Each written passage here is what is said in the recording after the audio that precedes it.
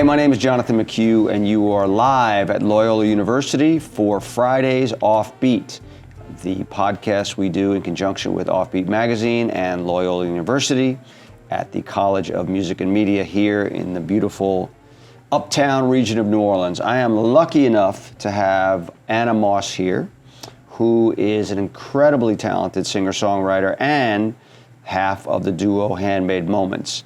Anna has a solo album out, her first ever, which is hard to believe, called Amnesty, and we're going to talk a little about that and so much more. How are you, Miss Moss? I'm doing great. So I had the pleasure of getting to not meet you, but see you a number of times at the Oregon Country Fair this summer. I first spotted out your man Joel in the crowd, walking in a crochet dress and a tuba. And I was like, who's that guy? And then I go to many of the performances of a band, and there he jumps up with this band, and then you jump up with another band, I think it was maybe the Rainbow Girls, and you start to sing, and I'm like, whoa. Now, I had been warned, my daughter was there, I was there with my two daughters, and they were like, you need to see Anna Moss, you need to see Handmade Moments. And I think the first thing I saw first was Handmade Moments, and just so much fun, so good. And then I happened to catch Joel backstage at a show, and we talked, and I had no idea, none of us had any idea you lived in New Orleans, and I lived in New Orleans.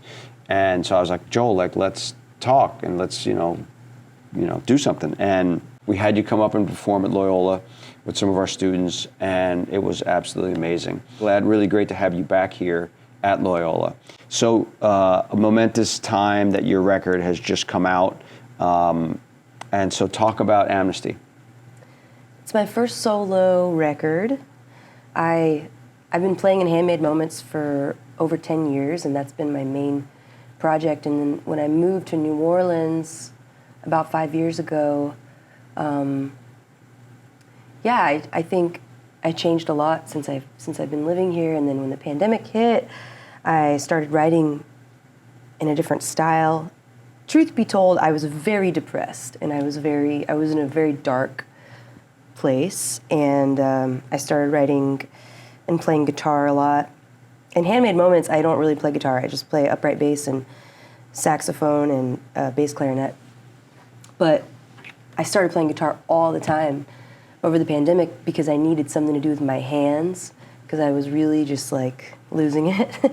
And I started playing guitar all the time, and I started writing in this different style that I wanted a heavy backbeat, I wanted bass, I wanted an electric band, because Handmade Moments is an acoustic duo.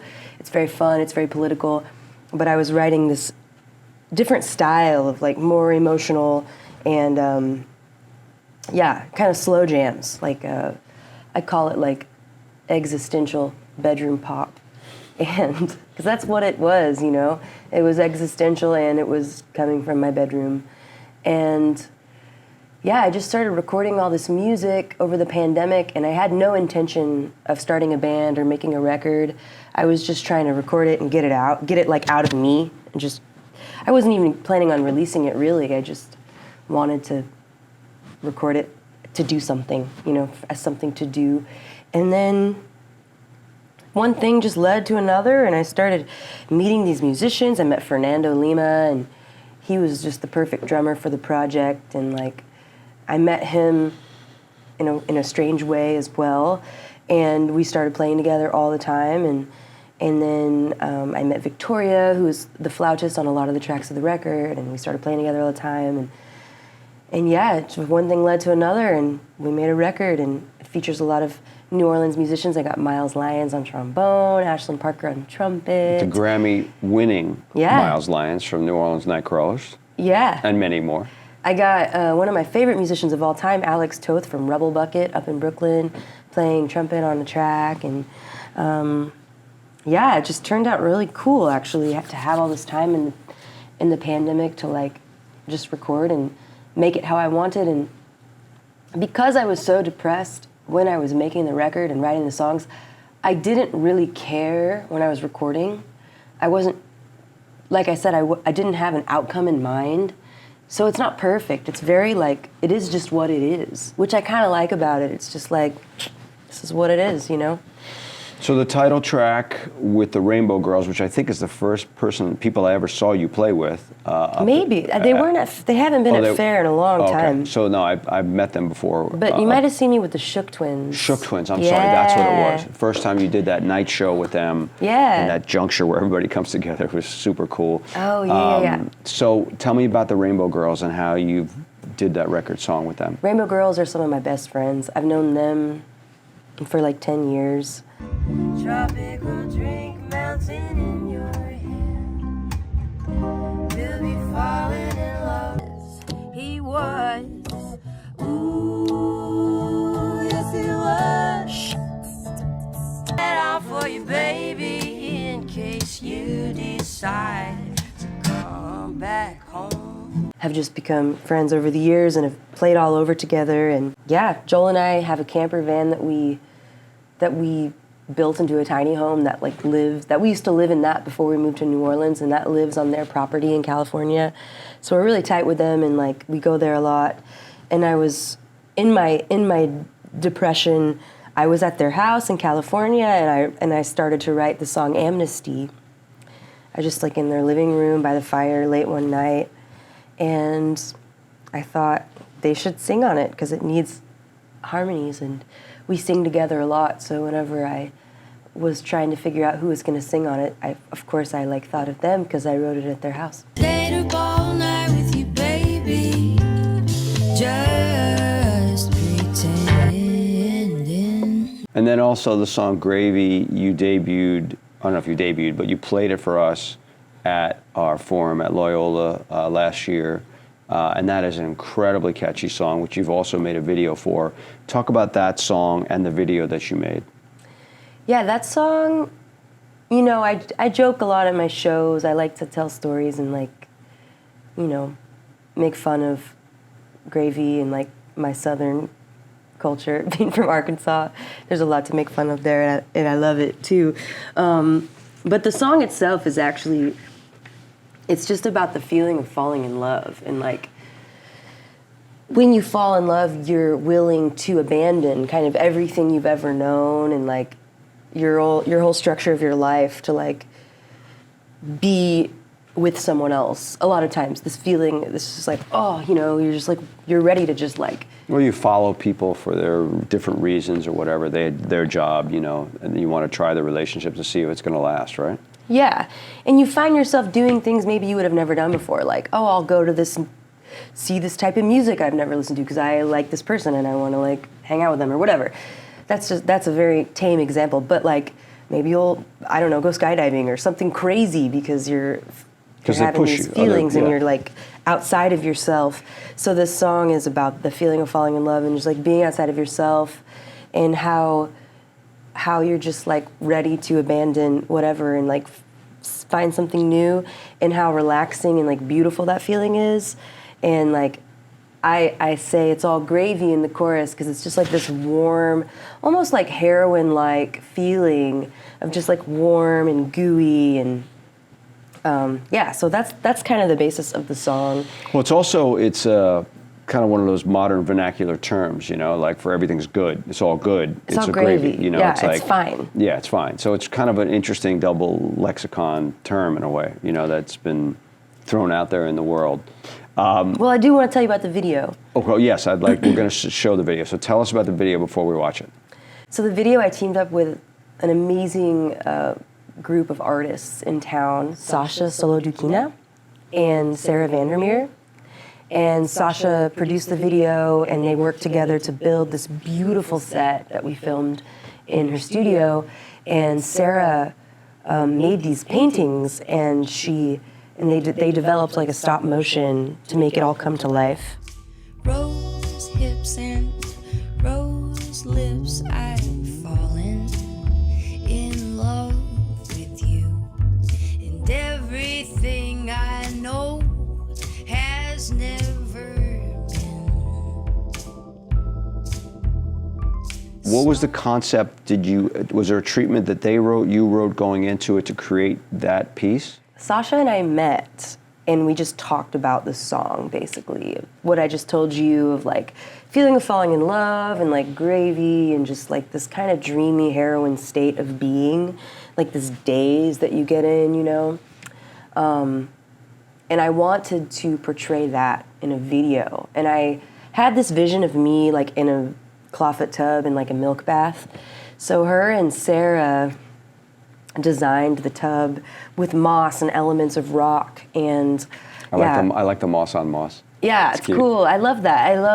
I love that, and that's something I want to have more, like more moss in the aesthetic of like what I'm putting out there. Because I've always said that when I die, I want to be moss in my next life. It would be just so rad to be a plant like that, you know, and just be like, it would be rad. Anyway, it was a dream to work with this crew. They are so talented and like so pro, and they just really had it all together. And it was just a dream. It was a dream team, truly. And obviously, one of your frequent collaborators, you do shows with Cyril Aimé. Aimé. Yeah. Is just beautiful and brilliant and so talented. How did you get to know her, and talk about the song you guys did together on the record? So Cyril and I look kind of alike. And many years ago, before either of us lived in New Orleans, I put out a video with Handmade Moments where I'm looping a song and singing, and she put out a video where she's looping a song and singing. And we put out those videos at the same time. We didn't know of each other at all. Is she still living in France then? She was living in New York at the time, and I was living in my van, and we made the video in our van. And we put out the videos at the same time. They both went like viral, and and we didn't know that the other person existed, but people started tagging her in my video. They're like, you look just like Cyril Aimé. Is this Cyril Aimé? Is Cyril Aimé in Handmade Moments? People started tagging Handmade Moments in her video. So we had been tagged in each other's videos by so many different people unrelated to each other for years before we ever met. So that's how we knew of each other, because we were like doppelgangers. And then I checked out her music, she checked out my music, but we never like had been in contact. And then one night after we had moved to New Orleans, we were at the Hare Krishna dinner on Esplanade, and I was like going to get my bike after dinner, and then Cyril comes up to me, and it's a cold night, and she has a beanie on, and she's like, oh my God, it's you guys! Because she's French, she has an accent.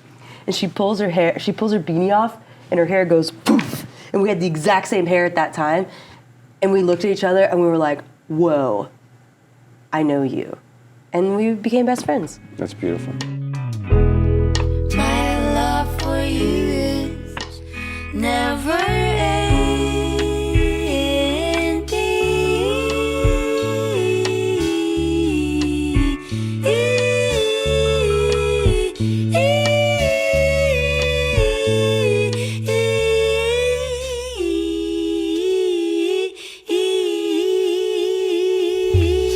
Yeah, it's a great track. I mean, record's great. What do you plan to do with it as far as getting out and singing your songs for the people? What are the plans?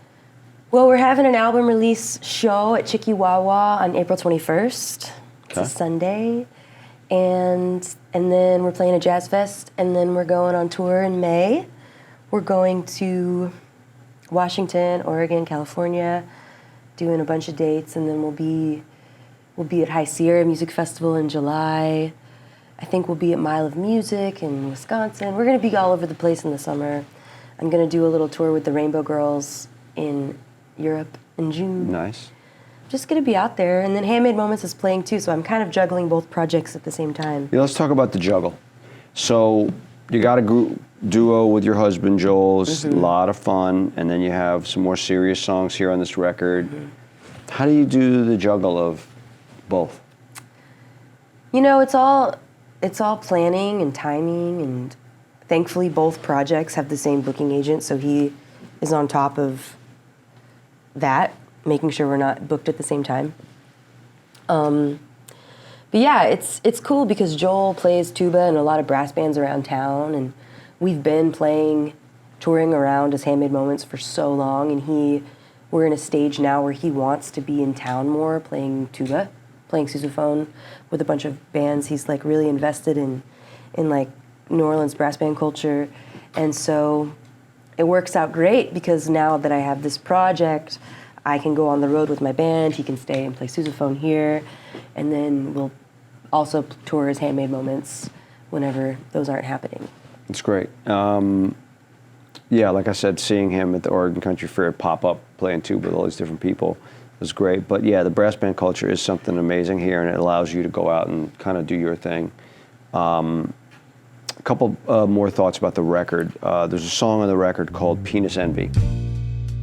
As dark as night and beautiful,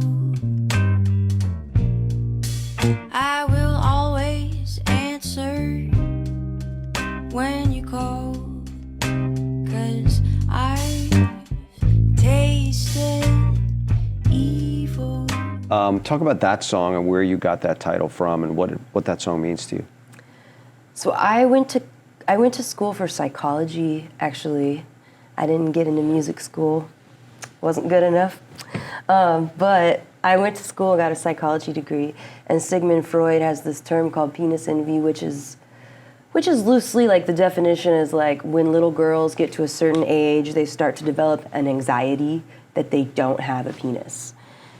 And there's more to it than that. But that's just like the basic definition. And the song is just about being a woman and how we get a lot of, flack because of Adam and Eve. Like, I'm from a very religious, rural place in the South, and they told me when I was a kid that, Adam and Eve were in the garden, and then Eve ate the apple, and then they got kicked out of the garden. It's all woman's fault. There's a lot of shame placed on women in in a patriarchal world. And the song Penis Envy, it never says that in the song. No, not at all. The chorus is I tasted evil, but it's just about, I'm the dark, I'm the darkness. The woman is always has the shame or whatever. But I'm happy that I'm a woman, and women are always there for you. Like, women are the first point of contact for every human that comes into this world, and women get a lot of flack, but especially in the South and in religion.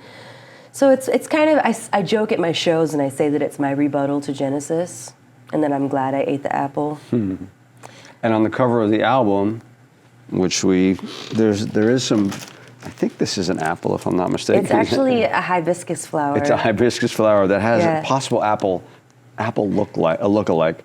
But I picked it Cover's beautiful, though. because, thank you, it's a local photographer, Camille Lennon. Did I say it right? Camille Lennon, who's also a dream to work with. And she took that photo, and I picked that photo because it reminded me of Penis Envy and just the story of the song. And It's gorgeous. Beautiful record.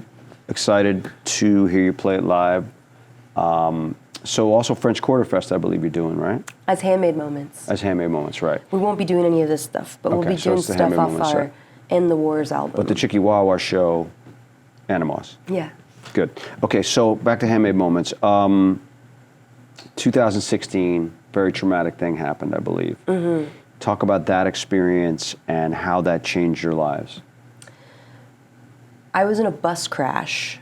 Joel and I had built out this short school bus to have a stage on top with solar-powered speakers, and it had a big veggie oil tank in the back so we could run we lived in it too, and so we could run the bus off veggie oil, and we could play on top with amplification and never have to use... Instant show.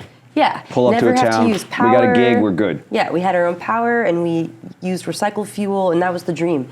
And we were going to drive all the way to Argentina. We had played a lot in Argentina before then, so our goal was to we flew there, and our goal was to drive this bus all the way down to Argentina, play everywhere.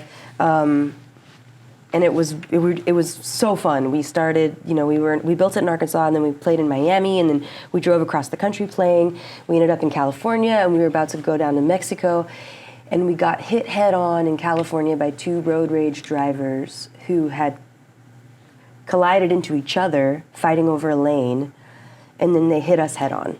They Both came of into them? our lane. Yeah, because they were stuck together. It was like their situation, they had a 2-lane highway that was merging back into one, and they were fighting over who was going to be in front, and then they hit each other, and then they were stuck together, and then they came into our lane and hit us head on. Joel was driving, and so he got the brunt of it, and he had to be taken away in a helicopter. He was in the hospital for a month, and then he was in a wheelchair for 3 months after that, and we lived in Nevada City, California, because that's where the crash kind of happened, and then we ended up recovering there and doing physical therapy and all that stuff there. But there was a man there with us who we had met like a month before from Belgium named Timo Vergouwen, and he's a filmmaker, photographer, and we were playing on top of our bus. We were playing in San Francisco on Haight Street, and Timo walked by, and he thought it was really cool, and he was like filming us, and he was just on his own personal journey, like filming his trip down the west coast of America, of the United States. And he came up to us after the show and was like, that was so cool, like, can I follow you guys around? When are you guys playing again? And we're like, we're gonna play tomorrow in Santa Cruz. So he started following us for like a week, and then it was time for him to fly back to Belgium. But he decided to cancel his flight and just jump in our bus with us and just film everything. So he was documenting like everything we were doing. We had no idea. He had no intention of making a documentary about us. His whole deal was he was just filming his trip. So I just kind of ignored him, like, whatever, this dude's just filming all the time, whatever. And then we got in the crash, and he was in the crash with us. He was. Nobody died, but he was in the crash. He was injured, I was injured, everybody was injured. Joel was the most injured, and we were all in the hospital. And then Timo ended up, staying with us for a couple of weeks after the crash while Joel was recovering in the hospital. He filmed that too, and he ended up making a documentary about the whole thing, and it's called Busking. And he got a grant from the Belgian government, made this documentary. It's been in a bunch of film festivals. It came out, I guess, in 2021, but it was during the pandemic, so everything was like online. And anyway, it's out on our website now. It's called Busking, and it's beautiful. It's kind of weird because, like I said, I wasn't really aware that I was being filmed. Like I was okay, which is sometimes better. But I just didn't think about it. Like I had no concept that he would ever use it. Right. And then it's wild to see the story like documented. But yeah, it's if anybody's interested. Well, let's show a clip of it because it's timely and it's cool. I think it's great.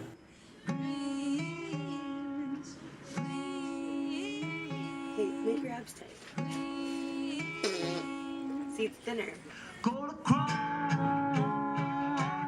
give us a nice bright colors, give us the greens of summer, make us think all the world's a sunny and got day. tangled up when two lanes merged into one. For reasons unknown at this time, they both slid into the southbound lane and struck what looks like a small school bus head-on that was traveling southbound. Now there were Why did God take my legs away? Don't take my cold chrome away, yeah. Mama, don't take my gold chrome away, yeah. Cha, cha, cha. Mama, don't take my gold chrome. Mama, don't take my gold chrome. Mama, don't take my gold chrome away, yeah. Mama, don't take my gold chrome. Leave your boy so far from home. Mama, don't take my gold chrome away, yeah. Mama, don't take my gold chrome. Ooh. Mama, don't take my gold chrome away, yeah. Mama, don't take my gold chrome. Mama, don't take my gold chrome. Mama, don't take my gold chrome away, yeah. So, wow, that's pretty heavy. That's a great story. I'm glad I asked that because that changed your life, right? You're not in Argentina. You're doing something totally different. And then, obviously, the pandemic hits, and you guys start putting out a bunch of covers online. Really cool, interesting stuff, and in your fun style, and people are starved for entertainment, and you're entertaining. And what happens then as far as like people like getting to know you as a group? You mean after the crash? Yeah, well, the covers, talking about the covers that you started to put up, you start to get viral action on them, right? Yeah, we had a couple like small time viral videos. And that's awesome because then more people come to your shows and buy your album, and then because of that find your original music, which is great. And, you know, people are like, what do you do after you get a viral video? The same thing. You just keep putting out records and keep playing shows. And you guys do a lot of shows. As a matter of fact, people were very surprised to know that you actually lived here when I recommended you to play some gigs. They're like, wait, they live here? I was like, yeah, they live here.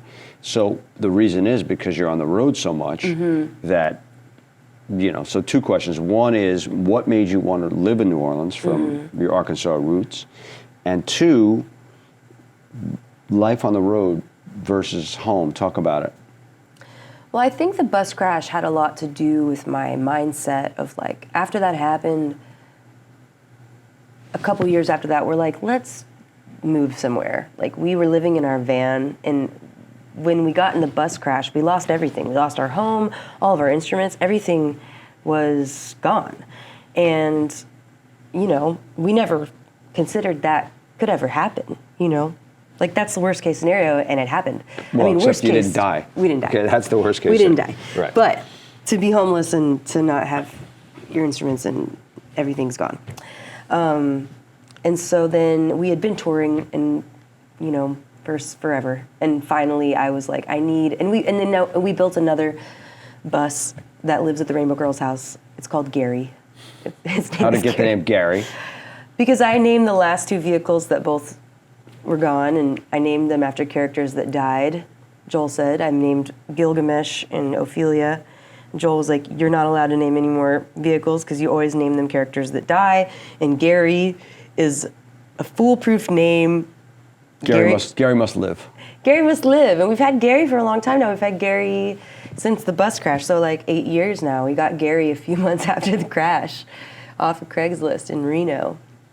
And we built it out, and yeah, like we were living in Gary for a while, and then we were touring, and we had come to New Orleans many times, and we lived in our bus. Actually, before the other bus crash, we had lived in New Orleans in our bus for a couple months and just played around, and we were busking all the time, and we started as a busking band, Handmade Moments, and this project too. We've always been big buskers, and yeah, I just love New Orleans so much, and I grew up listening to a lot of Billie Holiday, Louis Armstrong, Ella Fitzgerald, you know, Fats Waller, and I love all those old songs, and it all comes from here. This is kind of the beginning of like American music as we know it, and I just felt so connected to this place.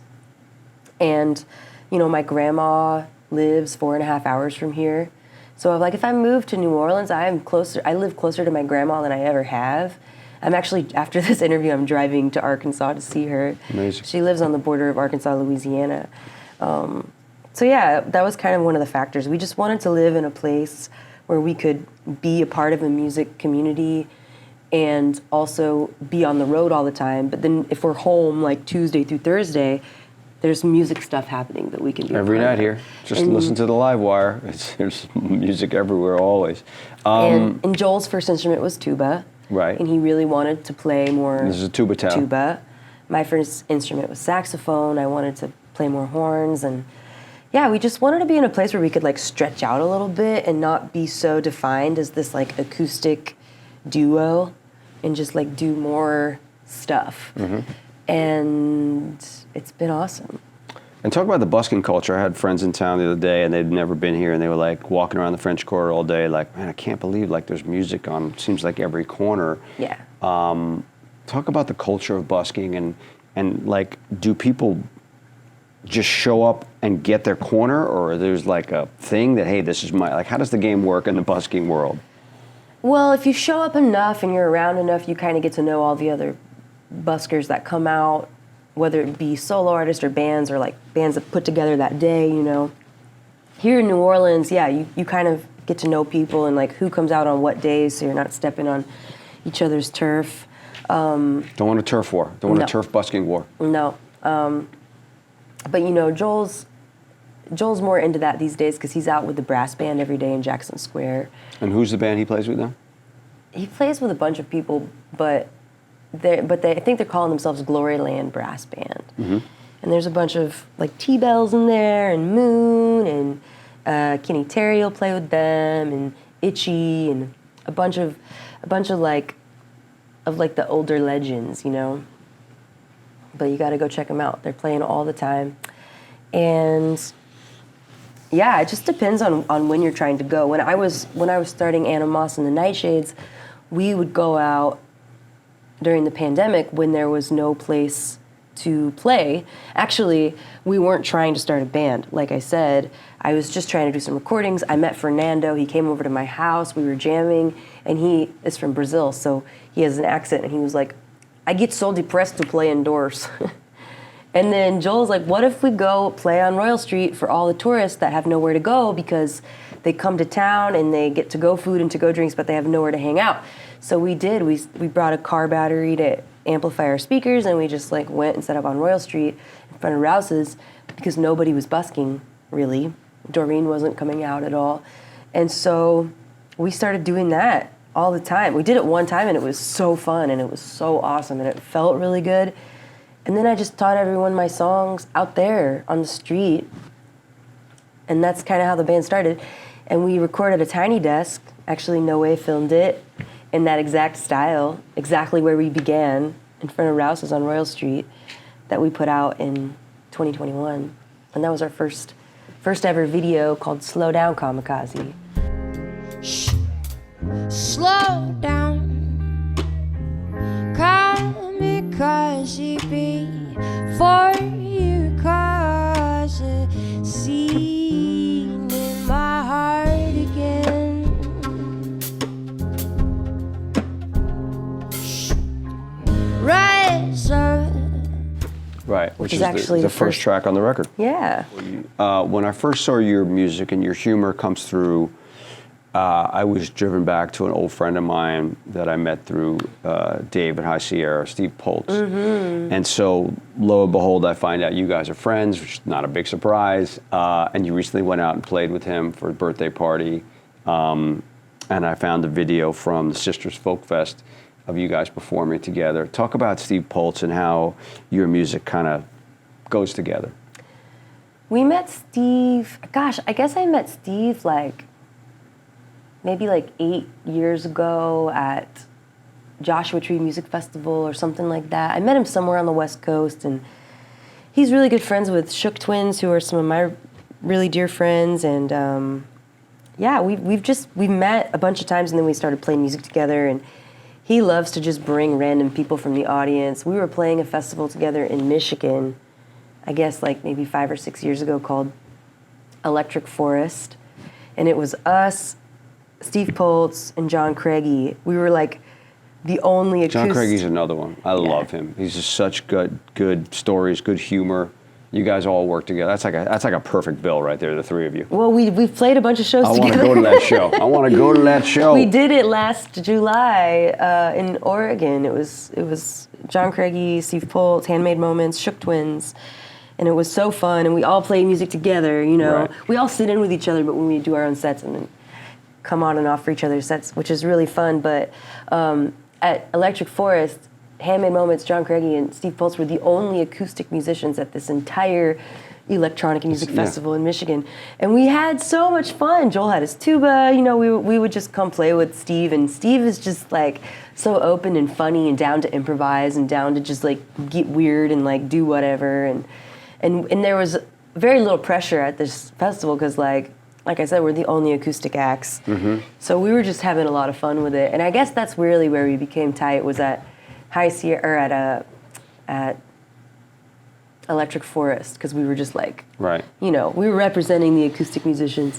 Yeah, we had some fun with him this summer. We were at High Sierra, and he, unbeknownst to, he called out my daughter's boyfriend, Ezra, who has a mustache, is a beautiful, beautiful man, and called him the most beautiful man in the world in the middle of the crowd. And it was just... I think I was there. It was hilarious. And that turned out to be just a moment. Then we just kept calling him the most beautiful man in the world. Aww. Because if Steve Poltz says so, you got to listen. Then it's true. Anyway, let's take a look at Steve and Handmade Moments together. Let me open up a can of pop. I'm rusty like an old horseshoe. I've been working on an engine in a old chop shop. I wanna feel the busy rhythm with you. It's a Honey, cute let me one. open up a can of pop. Yeah, it's a good song. Yeah. Whose song is that? Steve. It's a Pulse. He wrote It's a it with the Pulse Wood classic. Brothers, actually. Really? The Wood, whichever one plays the percussion. Yeah, for me, like I said, you have this great side of yourself where you're these intimate, beautiful songs on this record, and the handmade moments, which is funner and really great instrumentation. So how many instruments do you guys try to like mix up when you do a set? Like you guys play a lot of different stuff. So how does it work? Who knows what when as far as playing? Well, in my band, I play electric guitar. That's all I do. That's all you do. And I sing, and I lead the band, and it's a dream. In Handmade Moments, I play upright bass, bass clarinet, alto saxophone, a little guitar, and that's it, and beatbox and sing. Beatboxing is a big part of our sound as Handmade Moments, and Joel He's good at it. plays sousaphone and mandolin and guitar and upright bass and beatbox and sing. We both beatbox and interchange throughout every song. Well, Anna, it's been a pleasure to have you. French Quarter Fest coming up, many fests, you know, your tour, very exciting, brand new record, first solo record ever, Animos, delightful. Record release, April 21st at Chickawawa. Sweet. We're very excited to get it out there. All right. Well, thank you all. Friday's Offbeat, Anna Moss. Check her out. She's awesome. And Handmade Moments, doubly awesome. See y'all. It's so great.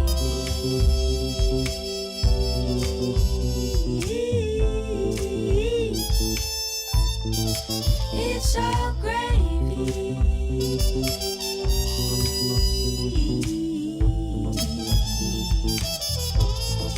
It's so gravy.